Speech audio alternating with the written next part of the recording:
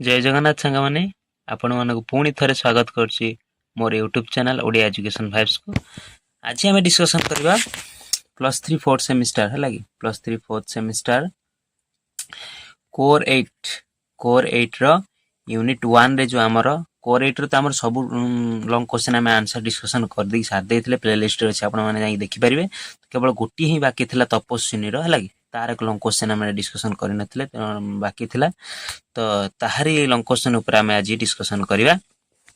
तो चलतु video start करने पूर्व आपको कही रखुच्छी जो मैंने चैनल को नुआ कर चैनल टी फटाफट सब्सक्राइब कर दिंतु एवं डिस्क्रिप्शन मोर टेलीग्राम चैनल लिंक अच्छी सेठी मते जाई जॉइन हो जाए आउ शेयर कर दिंतु जहाँ द्वारा कि सेमानकर मध्य हेल्प हो। तो प्राय 90% 92% पिला प्राय वीडियो देखते हैं सब्सक्राइब करना से मोर एति नवेदन कि अनुरोध से चैनल टी सब्सक्राइब कर दिंतु एवं वीडियो टी भल लगे लाइक करेंगे एवं सांग मानक शेयर कर दिंतु। तो चलतु आउ डेरी न स्टार्ट करवा। तपस्विनी तृतीय सर्गर जो पाठ्य साढ़े आम रही जो तपस्विनी काव्यर तृतीय सर्ग से तृतीय सर्ग अवलंबन एक लॉन्ग क्वेश्चन आम आज डिस्कसन करवा जहाँकि संपूर्ण हाथ लेखा नोट बा हाथ लेखा मध्यम तार लॉन्ग क्वेश्चन आम आज डिस्कसन करवा। तो क्वेश्चन रही तपस्विनी काव्यर तृतीय सर्ग अवलंबन रे राजधर्मर स्वरूप विश्लेषण कर। जो तपस्विनी काव्यर तृतीय सर्ग रे जो गंगाधर मेहर राजधर्म को किपरि भाव में रामचंद्र जोटा मर्यादा पुरुषोत्तम रामचंद्र माध्यम किपरि भाव दर्शाई पाठक मान ताहा वर्णना कर बा स्वरूप विश्लेषण तार राजधर्मर स्वरूप किपरि हेबा उचित ताहा विश्लेषण कर तार रही आम लॉन्ग क्वेश्चन। तो चलते आम तार आरंभ करिया उपक्रम ठार इंट्रोडक्शन ठार कौन लिखिब। तो चलतु ओडिया साहित्यर आधुनिक जुगरे स्वभाव कवि गंगाधर मेहर एक अद्वितीय प्रतिभा।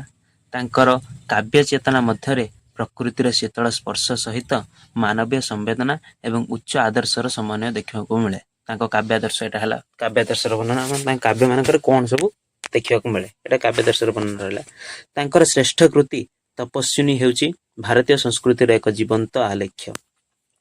यही काव्य रामायणर पुरातन कथावस्तु को एपरि एक कलात्मक रूप देइछन्ति गंगाधर जहाँ पाठकों को मंत्रमुग्ध करिथाय हैला।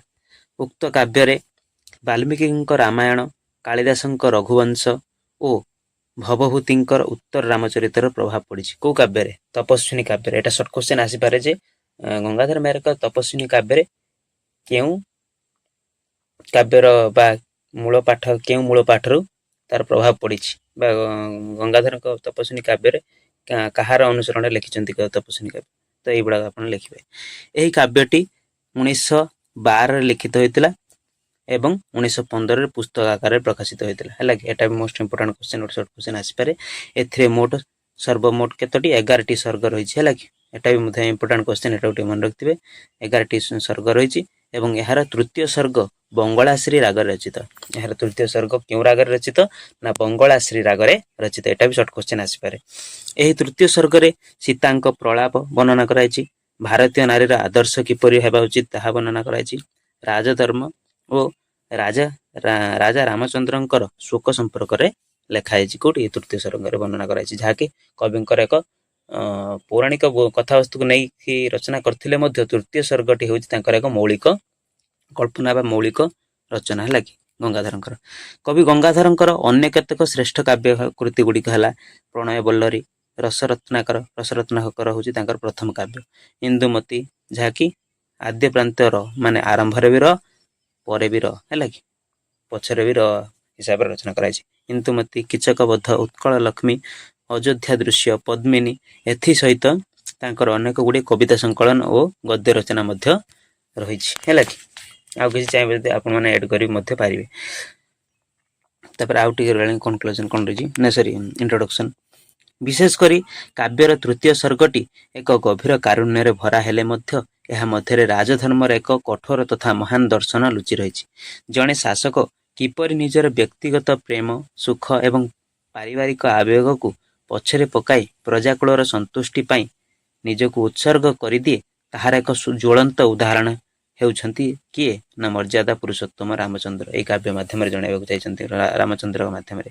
ଏହି ସର୍ଗଟି ପାଠ କଲେ କୋଉ ସର୍ଗଟି ତୃତୀୟ ସର୍ଗଟି ଜଣାଯାଏ ଯେ ରାଜଧର୍ମ କେବଳ ଏକ ପଦବୀ ନୁହେଁ ବରଂ ଏହା ଏକ କଠୋର ତ୍ୟାଗର ଅନ୍ୟ ନାମ ହେଉଛି ରାଜଧର୍ମ ହେଲା। କଠୋର ତ୍ୟାଗର ଅନ୍ୟ ନାମ। ରାମଚନ୍ଦ୍ର ଏଠାରେ ଜଣେ ଅସହାୟ ସ୍ୱାମୀ ହେଲେ ମଧ୍ୟ ଜଣେ ଦୃଢ଼ ଶାସକ ଭାବରେ ଲୋକହିତ ପାଇଁ ସୀତାଙ୍କୁ ଦୃଢ଼ ଶାସକ ଭାବରେ ଲୋକହିତ ପାଇଁ ବା ପ୍ରଜାମାନଙ୍କ ହିତ ପାଇଁ ସୀତାଙ୍କୁ ବିସର୍ଜନ କରିଛନ୍ତି ହେଲା କି ବା ନିର୍ବାସନ ଦଣ୍ଡ ଦେଇଛନ୍ତି। ଏହି ପରିପ୍ରେକ୍ଷୀରେ ରାଜଧର୍ମର ସ୍ୱରୂପକୁ ଆଲୋଚନା କରିବା ଏକ ସାମାଜିକ ତଥା ସାହିତ୍ୟିକ ଆବଶ୍ୟକତା ରହିଛି। ତ ଚାଲନ୍ତୁ ଏବେ ବିଷୟବସ୍ତୁ ଭିତରକୁ ଯିବା ହେଲା। ଏଟା ଆମର ଇଣ୍ଟ୍ରୋଡକ୍ସନ ଏତିକି ସରିଗଲା। ଦେନ୍ ଆମେ ଯିବା ବିଷୟବସ୍ତୁ ଭିତରେ। ତାପରେ କଣ ଲେଖିବେ ଦେଖନ୍ତୁ ନା ରାଜଧର୍ମର ସ୍ୱରୂପ ଓ ବିଶ୍ଳେଷଣ। ରାଜଧର୍ମର ସ୍ୱରୂପ ବିଶ୍ଳେଷଣ କିପରି ହୋଇଥାଏ ଦେଖିବା। ତପସ୍ୱିନୀ କାବ୍ୟର ତୃତୀୟ ସର୍ଗରେ କବି ଗଙ୍ଗାଧର ରାଜଧର୍ମକୁ ଏକ ମହାଦାସତ୍ୱ ଭାବେ ବର୍ଣ୍ଣନା କରିଛନ୍ତି। ସାଧାରଣ ଦୃଷ୍ଟିରେ ରାଜପଦକୁ ଐଶ୍ୱର୍ଯ୍ୟ ଏବଂ କ୍ଷମତାର ପ୍ରତୀକ ଭାବେ ଗ୍ରହଣ କରାଯାଉଥିଲେ ହିଁ ସାଧାରଣ ଦୃଷ୍ଟିରେ ସମସ୍ତେ ଯିଏ ଭାବନ୍ତି ଯେ ରାଜପଦ ଗୋଟେ ଐଶ୍ୱର୍ଯ୍ୟ ଗୋଟେ ବିଳାସ ବେସନର ପଦ ଭାବରେ ସମସ୍ତେ ଭାବିଥାନ୍ତି। କିନ୍ତୁ କବିଙ୍କ ଦୃଷ୍ଟିରେ ଜଣେ ପ୍ରକୃତ ରାଜା ସର୍ବଦା ପ୍ରଜାମାନଙ୍କର ଇଚ୍ଛା ନିକଟରେ ବାଧ୍ୟ ରହିଥାଏ। କିନ୍ତୁ କବି ଗଙ୍ଗାଧରଙ୍କ ମତରେ ଜଣେ ପ୍ରକୃତ ରାଜା ଯେ ସେ ସର୍ବଦା ପ୍ରଜାମାନଙ୍କର ଇଚ୍ଛା ନିକଟରେ ହିଁ ବାଧ୍ୟ ରହିଥାଏ ବା ପ୍ରଜାମାନଙ୍କ ଇଚ୍ଛା ଅନୁସାରେ ହିଁ କାର୍ଯ୍ୟ କରିଥାଏ। ରାମଚନ୍ଦ୍ର ଜାଣିଥିଲେ ଯେ ସୀତା ପବିତ୍ରା ତାଙ୍କର କୌଣସି ଦୋଷ ନାହିଁ। ମାତ୍ର ପ୍ରଜାମାନେ ସୀତାଙ୍କ ଚରିତ୍ରକୁ ନେଇ ସନ୍ଦେହ କରୁଥିବାରୁ ଜଣେ ରାଜା ଭାବେ ସେ ପ୍ରଜା ମତକୁ ଅବଜ୍ଞା କରିପାରିଲେ ନାହିଁ। କବିଙ୍କ ଭାଷାରେ ରାଜ ଅଧିକାର ବା ରାଜା ଅଧିକାର ହେଉଛି ପ୍ରକୃତି ପ୍ରଜାକୂଳରେ ଚରଣରେ ଦାସତ୍ୱ କରିବା। କବିଙ୍କ ମତରେ କଣ ନା ରାଜ ଅଧିକାର ହେଉଛି ପ୍ରକୃତି ପ୍ରଜାକୂଳର ଚରଣରେ ପ୍ରକୃତି ରୂପକ ପ୍ରଜାକୂଳର ଚରଣରେ ବା ପାଦ ତଳେ ଦାସତ୍ୱ କରିବା ହେଲା କି ରାଜାଙ୍କର ପ୍ରକୃତ ରୂପ ସ୍ୱରୂପକୁ କବି ଏଠି ଦର୍ଶାଉଛନ୍ତି। ଜଣେ ରାଜା କେବଳ ତାହା ହିଁ କରେ ଯାହା ପ୍ରଜାମାନେ ଚାହାନ୍ତି। ଏହି ସର୍ଗରେ ରାଜଧର୍ମର କଠୋରତାକୁ ବର୍ଣ୍ଣନା କରିବାକୁ ଯାଇ କବି ବହୁ ସୁନ୍ଦର ଭାବେ ଦର୍ଶାଇଛନ୍ତି ଯେ ରାଜା ଯଦିଓ ନ୍ୟାୟର ଅଧିକାରୀ ତଥାପି ସେ ନିଜ ନିଷ୍ପତ୍ତିରେ ବହୁ ସମୟରେ ଅସହାୟ। ପ୍ରଜାମାନେ ମିଳିତ ହୋଇ ଯଦି କୌଣସି ମିଥ୍ୟା କଥାକୁ ମଧ୍ୟ ବାରମ୍ବାର କୁହନ୍ତି ତେବେ ରାଜା ସେହି ଜନମତକୁ ସମ୍ମାନ ଦେବାକୁ ବାଧ୍ୟ ହୋଇଥାଏ। ଏହି ପରିପ୍ରେକ୍ଷୀରେ ରାମଚନ୍ଦ୍ର ସୀତାଙ୍କୁ ନିର୍ବାସନ ଦେଇଛନ୍ତି। କବି ବର୍ଣ୍ଣନା କରିଛନ୍ତି କିପରି ରାମଚନ୍ଦ୍ର ଅଶ୍ରୁପୂର୍ଣ୍ଣ ନୟନରେ ବସିଛନ୍ତି କୋଉଠି ତାଙ୍କର ଏକ ପ୍ରାଙ୍ଗଣରେ। ମାତ୍ର କର୍ତ୍ତବ୍ୟ ଆଗରେ ସେ ମଜବୁତ। ଏଠାରେ ରାଜଧର୍ମ ଓ ପତିଧର୍ମ ମଧ୍ୟରେ ଏକ ବିରାଟ ସଂଘର୍ଷ ଦେଖିବାକୁ ମିଳେ। କୋଉଠି ଏଇ ତୃତୀୟ ସର୍ଗରେ ରାମଚନ୍ଦ୍ରଙ୍କର ଯୋଉ ରାଜଧର୍ମ ଆଉ ପତିଧର୍ମ ମଧ୍ୟରେ ଏକ ବିରାଟ ସଂଘର୍ଷ ଦେଖିବାକୁ ମିଳେ, ଯେଉଁଥିରେ ଶେଷରେ ରାଜଧର୍ମର ହିଁ ଜୟ ହୋଇଛି। କବି ରାଜଧର୍ମର ଏକ ସୂକ୍ଷ୍ମ ବିଶ୍ଳେଷଣ କରି ରାଜାଙ୍କୁ ମେଘ ବା ଜଳଧର ସହିତ ତୁଳନା କରିଛନ୍ତି। ଏହି କାବ୍ୟ ମଧ୍ୟରେ ରାଜାଙ୍କୁ ମେଘ ବା ଜଳଧର ସହିତ ମଧ୍ୟ ତୁଳନା କରିଛନ୍ତି। ମେଘର ହୃଦୟରେ ବିଦ୍ୟୁତର ନିଆଁ ଜଳୁଥିଲେ ମଧ୍ୟ ସେ ସବୁକୁ ସହି ସେଇ ଯୋଉ ବିଦ୍ୟୁତର ଆଘାତକୁ ସହି ମଧ୍ୟ ମେଘ କଣ କରିଥାଏ ନା ପୃଥିବୀର ପ୍ରାଣୀ କୂଳକୁ ଶୀତଳ ଜଳ ପ୍ରଦାନ କରିବାକୁ ବାଧ୍ୟ। ଯେମିତି ମେଘ ଦେହରେ କଣ ଯେତେବେଳେ ସେ ମେଘ ସହିତ ଯେତେବେଳେ ଘଡଘଡି ମାରୁଛି କିମ୍ବା ଇଏ ହେଉଛି ସେଇ ଯୋଉ ନିଆଁଟା ଯେତେବେଳେ ମେଘ ଦେହରେ ବାଜିଲେ ମଧ୍ୟ ନିଜ ଦେହ ଜଳି ଯାଉଥିଲେ ମଧ୍ୟ ସିଏ କଣ କରିଥାଏ ନା ପୃଥିବୀ କୂଳକୁ ବା ପ୍ରଜା କୂଳକୁ ଯେମିତି ପ୍ରଜା ରୂପକ ଯେମିତି ଆମେ ପୃଥିବୀ କୂଳକୁ ସେ କଣ ଶୀତଳ ଜଳ ପ୍ରଦାନ କରିଥାଏ। ଠିକ୍ ସେହିପରି ଜଣେ ଶାସକ ନିଜ ହୃଦୟରେ ଯେତେ ଯନ୍ତ୍ରଣା ଥିଲେ ମଧ୍ୟ ପ୍ରଜାଙ୍କୁ ସୁଖ ଦେବାକୁ ପଡେ ହେଲା। କବିଙ୍କର ଏହି ଚିନ୍ତାଧାରା ଅତ୍ୟନ୍ତ ପ୍ରଭାବଶାଳୀ ଭାବେ ବର୍ଣ୍ଣିତ ହୋଇଛି। ଯଥା ହୃଦ ପଛେ ଜଳେ ବିଦ୍ୟୁତ ଅନଳେ ଜଳ ଦାନେ ଘନ ବାଧ୍ୟ। ହୃଦ ପଛେ ଜଳେ ବିଦ୍ୟୁତ ଅନଳେ ଜଳ ଦାନେ ଘନ ବାଧ୍ୟ। ସୁଖ ତେଜି ରାଜା ତୋଷିବ ପରଜା ତେବେ ତ ପରମାରାଧ୍ୟ। ଏଇଟା କୋଟେସନଟା ଦେବେ ହେଲା କି ଏ କୋଟେସନଟା ଦେଲେ ବଢିଆ ହବ। କୋଶ୍ଚିନ୍ଟା ବଢିଆ ଆଟେଣ୍ଡ କଲେ ବହୁତ ବଢିଆ ମାର୍କ ପାଇବେ। କୋଟେସନଟା ବି ଟିକେ ମନେ ରଖିଥିବେ। ତ ଆଗକୁ ମୁଁ କହିଦେବି କୋଟେସନଟା କିପରି ମନେ ରଖିବେ ହେଲା। ଟିକେ ଗାନଯୁକ୍ତ ବା ସଙ୍ଗୀତ ମାଧ୍ୟମରେ ଏଟାକୁ ଟିକେ ପଢିଦେଲେ ଆପଣମାନଙ୍କୁ ଏଟା ଶୀଘ୍ର ମନେଯିବ ସ୍ୱର ସହିତ ଶସ୍ୟର ସହିତ ହେଲା। ମୁଁ ଆଗକୁ କୋଟେସନ ଅଛି ଆହୁରି ମୁଁ ଆପଣମାନଙ୍କୁ କହିଦେବି କିଭଳି ସ୍ୱର କରି ପଢିବେ ହେଲା। ଅର୍ଥାତ୍ ନିଜର ବ୍ୟକ୍ତିଗତ ସୁଖକୁ ବଳି ଦେଇ ପ୍ରଜାମାନଙ୍କୁ ସନ୍ତୁଷ୍ଟ କଲେ ଜଣେ ରାଜା ଜନମାନସରେ ପୂଜ୍ୟ ହୋଇ ରହିପାରିବେ। ଏଥିସହିତ କବି ଏହା ମଧ୍ୟ ସ୍ପଷ୍ଟ କରିଛନ୍ତି ଯେ ରାଜାଙ୍କ ସିଂହାସନ କୌଣସି ଆରାମଦାୟକ ସେଜ ନୁହେଁ, ବରଂ ଏହା ପ୍ରଜାମାନଙ୍କର ରକ୍ତ ଓ ଝାଳରେ ଗଢ଼ା ହେଉଛି। ହେଲା, ତେଣୁ ରାଜା ସର୍ବଦା ପ୍ରଜାଙ୍କ କଲ୍ୟାଣ ପାଇଁ ନିଜକୁ ଜଳାଇ ଦେବା ଉଚିତ ବା ନିଜକୁ ନିୟୋଜିତ କରିବା ଉଚିତ। ରାମଚନ୍ଦ୍ର ଏଠାରେ ଜଣେ ଭୋଗୀ ନୁହନ୍ତି, ବରଂ ଜଣେ କର୍ତ୍ତବ୍ୟର ମହାଶିଳ୍ପୀ ଭାବେ ଉଭା ହୋଇଛନ୍ତି। କୋଉଠି? ଏଇ ଯୋଉ କାବ୍ୟରେ। ଦେନ୍ ଆଉ ଗୋଟେ ପଏଣ୍ଟ ଦେଖିବା, କ'ଣ ପଏଣ୍ଟ ୱାଇଜ ଲେଖିବେ, ଆପଣଙ୍କର ମାର୍କ ଟିକେ ଭଲ ମିଳିବ। ହେଲେ ରାଜପଦ ଏକ ମହାଦାସତ୍ଵ। ପୁଣି ରାଜଧର୍ମର ସ୍ୱରୂପକୁ ଦର୍ଶାଏ, ଯେହେତୁ ଆମର କ୍ୱେଶ୍ଚନ ରହିଛି ରାଜଧର୍ମର ସ୍ୱରୂପକୁ ବିଶ୍ଳେଷଣ କର। ତାପରେ ରାଜପଦ କ'ଣ ନା ଏକ ମହାଦାସତ୍ଵ, ତାହା କିପରି ଭାବେ ବର୍ଣ୍ଣନା କରାଯାଇଛି ତାକୁ ଟିକେ ଦେଖିବା କବିତାରେ କାବ୍ୟରେ। ତୃତୀୟ ସର୍ଗର ଏକ ପ୍ରମୁଖ ବିଷୟ ହେଉଛି ରାଜପଦର ପ୍ରକୃତ ସ୍ୱରୂପ। କବିଙ୍କ ବର୍ଣ୍ଣନା ଅନୁଯାୟୀ ରାମଚନ୍ଦ୍ର ଅନୁଭବ କରିଛନ୍ତି ଯେ ରାଜ ଅଧିକାର ବା ରାଜପଦ ପ୍ରକୃତରେ ସୁଖ ନୁହେଁ, ବରଂ ଏହା ଏକ ମହାଦାସତ୍ଵ। ରାଜା ନିଜ ଇଚ୍ଛାରେ କିଛି କରିପାରେ ନାହିଁ, ସେ ପ୍ରଜାମାନଙ୍କର ଏକ ଦାସ ଭାବେ କାର୍ଯ୍ୟ କରେ।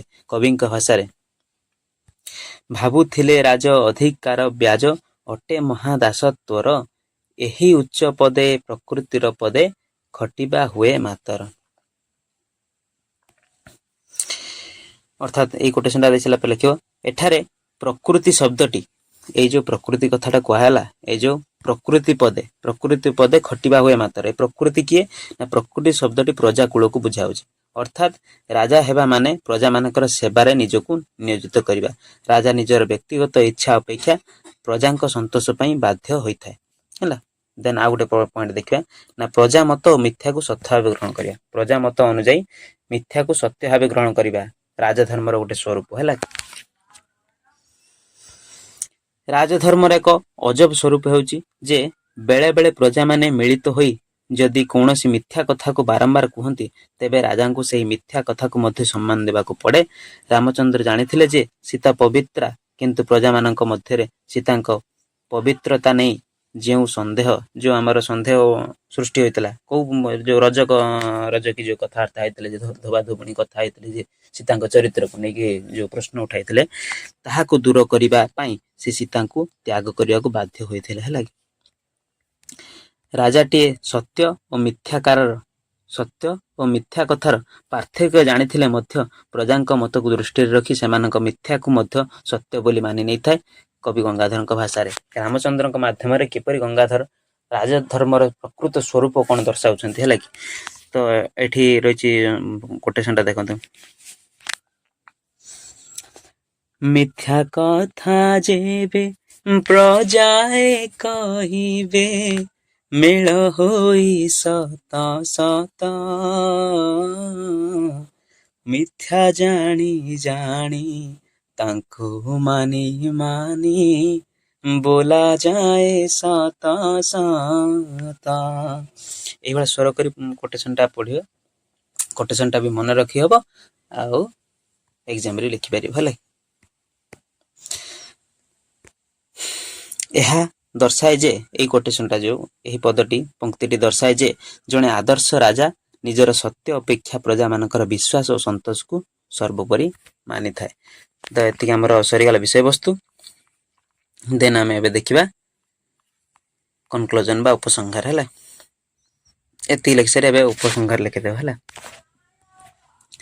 ସମୀକ୍ଷାତ୍ମକ ଦୃଷ୍ଟିକୋଣରୁ ବିଚାର କଲେ ଜଣାଯାଏ ଯେ ତପସ୍ୱିନୀ କାବ୍ୟର ତୃତୀୟ ସର୍ଗରେ ପ୍ରତିଫଳିତ ରାଜଧର୍ମର ସ୍ୱରୂପ ଏକ ମହାନ ସତ୍ୟକୁ ପ୍ରତିଷ୍ଠିତ କରିଛି।